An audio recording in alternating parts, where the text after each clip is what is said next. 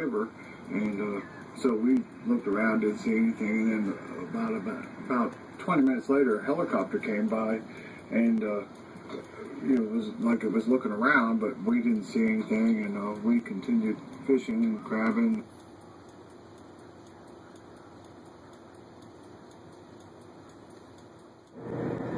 What's up, YouTube? It's with your boy Will Farrar, or Will Farrar Music. It's weird saying Will Farrar Music. I always say like, hey, what's up, YouTube? It's Will Farrar Music. Then it's like, God, it just sounds dumb. But anyway, I want to talk to you today about the drone that crashed here. I live about 4 minutes from where that thing crashed. And why would we be putting up 30,000 video games for people to crash into our homes? It hit in March, but what happens when it hits a home, a school, a private pilot, a jet airliner? Do we really need to secure ourselves that much? Are the American people really that much of a threat that they've got a spy on us constantly? 30,000 drones? With all these drone bases, with these virtual sim games that these people are playing, some drones that may be armed with ordnance. I don't know. I'm just really nervous about this because there's one crashing down the street. So, what do we do about this, ladies and gentlemen? It's time to write letters and freak out. Let's go. It's time to start. What happened to America after Bush, after they conned us with Obama, which is what they did if you look back. It was a really good con job. America was ready to revolt against Bush and Cheney. And look, I sold Bush and Cheney to people. I was an idiot. I had no idea that they were NeoCons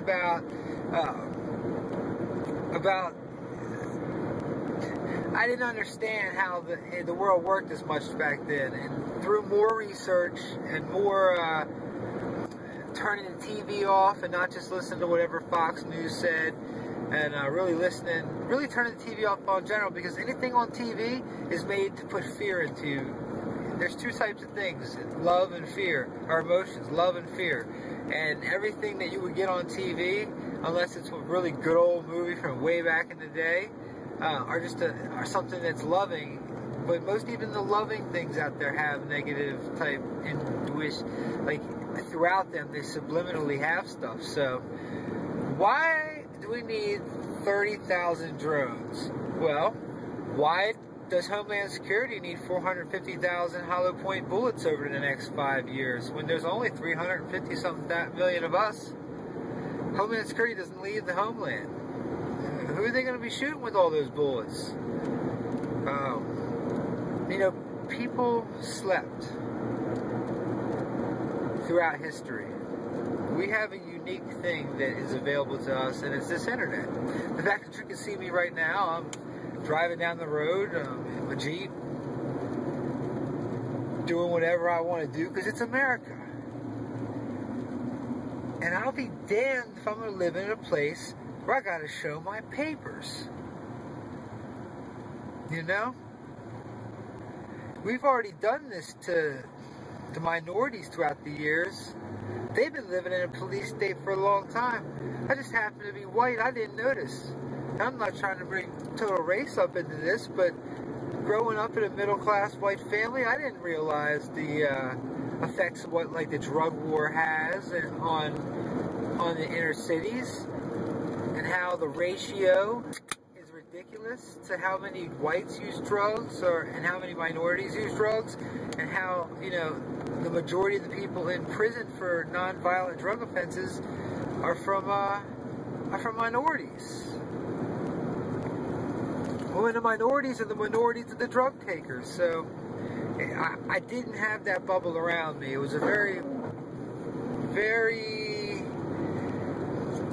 marginalized growing up when it came to these things. So I'm 31 now, and I've been on the computer since it started. I was gophering at I had a gopher and telnet into my bulletin board system I used to run. I'm the computer geek of computer geeks. I can do anything on the computer.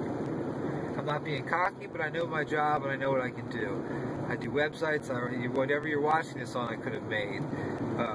And I want to help the world with my talents. I want to set something on fire here.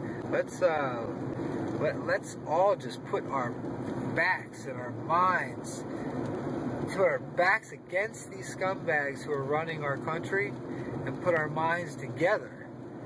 And let's come up with solutions to take care of the trash that's standing behind us.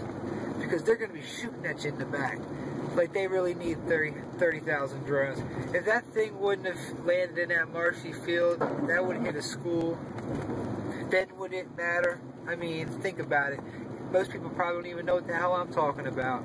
I didn't even know it till today, and I'm on the internet all the time, so lately we've been inundated with drones. I can see them all the time flying. We're inundated with all sorts of weird air traffic. But anyway, I just want to let you guys know that the fiery drone that crashed was near our house, and this is just, couldn't have been more, 4 or 5 miles away. It could have been a huge disaster. Huge disaster. You just never know what's going to happen when you're putting unmanned aircraft in the sky. These systems fail. Their backup systems fail. What happens if the things get hit by lightning? There's just so many things that could happen that would be asinine to do this. I mean, electronics fail. How many times has your phone failed you? What do you think, that their government is that much better that they make stuff that can't fail? Obviously, the damn drone. I mean, most of the people, in the war, a lot of the times, a lot of people die from malfunctions of equipment.